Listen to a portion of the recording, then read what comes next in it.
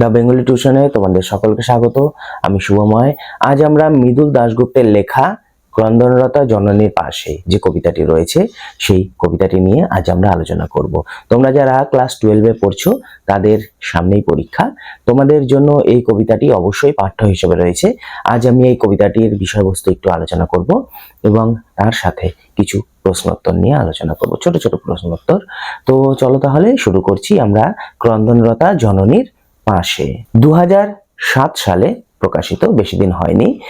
আমাদের মৃদুল দাশগুপ্ত অর্থাৎ আমাদের যে কবি ক্রন্দনরতা জননীর পাশে, সেই কবি মৃদুল দাশগুপ্তের ধানক্ষেত থেকে যে কাব্যগ্রন্থ রয়েছে সেই কাব্যগ্রন্থ থেকে আমাদের এই কবিতাটি সংকলিত হয়েছিল। গ্রন্থটি পুনরায় নবকলেবরে এই যে পত্রিকা রয়েছে এই পত্রিকায় প্রকাশিত হয়েছিল 2011 সালে। আমরা এই ক্রন্দনরতা জননীর পাশে যে কবিতাটি রয়েছে তার উৎস দেখে নিলাম। এবার আমরা কবিতায় ধীরে ধীরে প্রবেশ করব। মৃদুল দাশগুপ্তের লেখা ক্রন্দনরতা জননীর পাশে যে কবিতাটি রয়েছে সেই কবিতাটি মূলত সামাজিক অবক্ষয়, নারী নির্যাতন এবং রাষ্ট্রীয় সন্ত্রাসের বিরুদ্ধে কবির প্রতিবাদ এবং বিবেকবোধের জাগরণকেই মূলত প্রকাশ করা হয়েছে এই কবিতায়। যারা নির্যাতিত, আমাদের এই পৃথিবীতে বা এই সমাজে যারা নির্যাতিত তাদের পাশে দাঁড়ানোর মানবিক ও সামাজিক দায়বদ্ধতা এই কবিতায় কবি মূলত ফুটিয়ে তুলেছেন। এই কবিতায় মূলত 4টি বিষয়কে তুলে ধরা হয়েছে। মনে রাখবে, মূলত 4টি বিষয়কে তুলে ধরা হয়েছে। প্রথম যে বিষয়টিকে এই কবিতায় তুলে ধরা হয়েছিল সেটি হলো সামাজিক অবক্ষয় ও প্রতিবাদ। এই বিষয়টিকে মূলত এই কবিতায় প্রথমেই তুলে ধরা হয়েছে। নিহত ভাইয়ের শবদেহ এবং নিখোঁজ মেয়ের ছিন্ন ভিন্ন অবস্থা দেখে কবি তীব্র ক্ষোভ প্রকাশ করেছেন, যা সমাজের অবক্ষয়ের দিককে মূলত ফুটিয়ে তুলেছে। এই কবিতায় দ্বিতীয় যে বিষয়টি তিনি ফুটিয়ে তুলেছিলেন সেটি হলো মানবিক দায়বদ্ধতা। কবি এই কবিতায় মানবিক দায়বদ্ধতাকেই মূলত ফুটিয়ে তুলেছেন।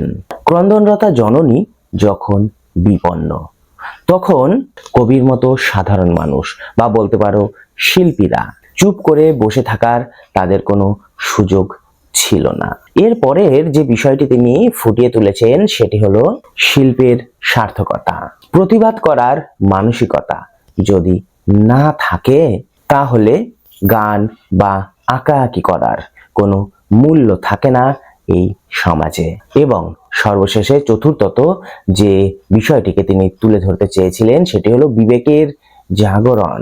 এটি কেবল কবিতার ছন্দ হিসাবেই ব্যবহৃত হয়নি, মানে এই কবিতার যে লাইনগুলো সেগুলি শুধু ছন্দ হিসাবেই ব্যবহৃত হয়নি, বরং কবির বিবেকের বিস্ফোরণ ঘটেছে এই কবিতার লাইনের দ্বারা। আমাদের একটা জিনিস মাথায় রাখা উচিত, আমাদের দেশ চালায় সরকার আর সমাজের কাণ্ডারি হলো বুদ্ধিজীবী মানুষেরা। শাসকের অত্যাচারে যদি জন্মভূমি বা জন্মদাত্রী জননী বিপন্ন হয়ে পড়ে, তখন দেশের সাধারণ মানুষ বা বলতে পারো দেশের শুভবুদ্ধি সম্পন্ন যে সমস্ত মানুষ রয়েছে তাদের এগিয়ে আসা উচিত। একজন বুদ্ধিজীবী হিসাবে বা বলতে পারো একজন শিল্পী হিসেবেই কবির চোখের সামনে অন্যায় হতে দেখে তিনি চুপ থাকতে পারেন না কখনোই। কবির প্রতিবাদের ভাষা হলো বারুদের মতোই বিস্ফোরক, আর প্রতিবাদের বাণী হলো তার কবিতা। এখন তো কবি অস্ত্রশস্ত্র নিয়ে মারপিট করতে যেতে পারে না, তাই তিনি কবিতার মাধ্যমেই তার প্রতিবাদ ফুটিয়ে তুলেছেন। আসলে আমাদের এটা মনে রাখতে হবে, ক্রন্দনরতা জননী কোনো ব্যক্তি বা তোমার পার্সোনালি কোনো মা বোন ইত্যাদি নয়। ইনারা হলেন নিপীড়িত, লাঞ্ছিত, অত্যাচারিত বিভিন্ন পুরুষ এবং বিভিন্ন নারীর মা তথা বোনেরা। কবি মনে করেন যে কবিতা লেখা, ছবি আঁকা বা গান গাওয়া কোনো অর্থ হয় না যদি আমরা প্রতিবাদ করতেই না পারি। কবি দেখেছেন ধান খেতে পড়ে থাকা তার কৃষক ভাইয়ের লাশ, সেই ভাইয়ের লাশ দেখে কবি রাগে বা ক্ষোভে ফেটে পড়েছেন। আমরা এটাও দেখেছি যে মেয়েটি ছিল নিখোঁজ, সেই মেয়েটির ছিন্ন ভিন্ন শরীর খুঁজে পাওয়া যায় জঙ্গলে। জঙ্গল থেকে তার ছিন্ন ভিন্ন দেহ আমরা পাই। এই অবস্থায় মেয়েটিকে দেখে কবির রাগ হয়। তিনি স্থির থাকতে পারেন না। তিনি নিজেকেই এই অবস্থায় প্রশ্ন করেছিলেন। এই সময় তিনি কখনোই পারেন না যে আকাশের দিকে তাকিয়ে বিধাতার কাছে তার বিচার চাইতে। তিনি এসব করতে পারেন না। তিনি প্রতিবাদে মুখর হয়েছেন সেই সময়টি এবং বিস্ফোরিত করেছেন তার প্রতিবাদের ভাষা কবিতার মধ্য দিয়ে। আসলে এই কবিতার মাধ্যমে কবি বিবেকবান মানুষকে, সারা সমাজের বিবেকবান মানুষকে প্রতিবাদে সামিল হতে বলেছেন। আমরা কবিতাটি আলোচনা না করে কবিতার একটা সারমর্ম আলোচনা করলাম। এবার কবিতাটির আমরা কয়েকটি প্রশ্ন নিয়ে পরপর আলোচনা করব। চলো তাহলে শুরু করছি। চন্দনরতা জননীর পাশে কবিতাটি কোন কাব্যগ্রন্থের অন্তর্গত? কবি মৃদুল দাশগুপ্তের লেখা 2007 খ্রিস্টাব্দে প্রকাশিত ধানক্ষেত থেকে কাব্যগ্রন্থের অন্তর্গত ক্রন্দনরতা জননীর পাশে কবিতাটি।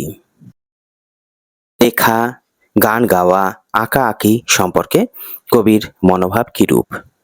মানুষের কথা, মানুষের জীবন এবং সেই জীবন জড়িয়ে যা কিছু, এসবকে কবি শিল্পীরা মূর্ত করে তোলেন তাদের সৃষ্টিতে। সেই জীবন কোনোভাবে বিপন্নতার সম্মুখীন হলে প্রতিবাদী হতে হবে। এগিয়ে আসতে হবে কবি শিল্পীদেরই, না হলে তাদের শিল্পকর্ম মূল্যহীন। অর্থাৎ কবির মতে শিল্প জীবনের জন্য, মানে আর্ট ফর লাইফ শেখ। শিল্পের জন্য শিল্প, আর্ট ফর আর্ট শেখ বলে কিছু হয় না। মানব সমাজের মূল ভিত্তি কি? মানুষ মানুষের জন্য, এ কথাকে মাথায় রেখে মানুষ একদিন সমাজ গড়ে তুলেছিল। সেই সমাজের মূল ভিত্তি হলো যৌথতা, পারস্পরিকতা। এক মানুষের বিপদে অন্য মানুষ তার পাশে এসে দাঁড়াবে, এটাই হলো মানবিকতা, সহানুভূতি, মমত্ববোধ এবং নৈতিক দায়িত্ব। সমাজের মূল ভিত্তি এগুলোই। কবি মৃদুল দাশগুপ্তের কাব্যের মূল সুর কি? বলিষ্ঠ প্রতিবাদ হলো কবি মৃদুল দাশগুপ্তের কাব্যের মূল সুর। তিনি মনুষ্যত্ববোধে জাগ্রত হয়ে নৈতিক মূল্যবোধের পরাকাষ্ঠা দেখিয়ে বিবেকের ডাকে সাড়া দিয়ে অন্যায় অপশাসনের বিরুদ্ধে গর্জে উঠতে চান বলিষ্ঠ প্রতিবাদকে হাতিয়ার করে। এ মেয়ে নিখোঁজ। নিখোঁজ মেয়েটির খোঁজ কিভাবে পাওয়া গেল? ক্রন্দনরতা জননীর পাশে কবিতার মেয়েটি যে নিখোঁজ হয়ে গিয়েছিল তার খোঁজ পাওয়া গেল ছিন্ন ভিন্ন অবস্থায় জঙ্গলের মধ্যে। নিহত ভাইয়ের শবদেহ দেখে এই কারণে মনে কি প্রতিক্রিয়া হয়? একজন সুনাগরিক, সামাজিক দায়বদ্ধ এবং প্রকৃত মূল্যবোধ সম্পন্ন মানুষ হিসেবে নিহত ভাইয়ের শবদেহ দেখে দেহে মনে তীব্র ক্রোধের সঞ্চার হয়। আমি কি তাকাবো আকাশের দিকে? কার কাছে কার এই প্রশ্ন? ক্রন্দনরতা জননীর পাশে কবিতায় কবি মৃদুল দাশগুপ্ত নিজের কাছেই এই প্রশ্ন রেখেছেন। তা পারি কেবল। কবি কি পারেন? কবি বিবেককে জাগ্রত রাখতে পারেন এবং প্রতিবাদে মুখর হতে পারেন। এখন যদি না থাকি, এখন না থাকলে কি হবে? ক্রন্দনরতা জননীর পাশে কবি যদি এখন না থাকেন, তাহলে তার লেখালেখি, গান গাওয়া, ছবি আঁকা সব মিথ্যা প্রমাণিত হবে। জঙ্গলে তাকে পেয়ে কি করা উচিত নয় বলে কবি মনে করেছেন? জঙ্গলে নিখোঁজ, পাশবিক লালসার শিকার ছিন্নভিন্ন মেয়েটিকে পেয়ে উদ্বাহু হয়ে আকাশের দিকে তাকিয়ে বিধির বিচার চাওয়া উচিত নয় বলে কবি মনে করেন। কাঁচা রাস্তা ধরে সবুজ ঝোপের ফাঁকে কারা এগিয়ে আসে? বিধির বিচার চেয়ে আকাশের দিকে তাকিয়ে বসে থাকতে পারেন না, তারা এগিয়ে আসে। ক্রন্দনরতা জননীর পাশে কবিতাটির পটভূমি কি? 2006 খ্রিস্টাব্দে পশ্চিমবঙ্গের হুগলি জেলার সিঙ্গুরের জমি আন্দোলনের পটভূমিতেই কবিতাটি রচিত হয়েছে। বিস্ফোরণের আগে কি জেগে থাকে? বিস্ফোরণের আগে কবির বিবেক, যাকে তিনি বারুদের সঙ্গে তুলনা করেছেন, সেই বিবেক জেগে থাকে।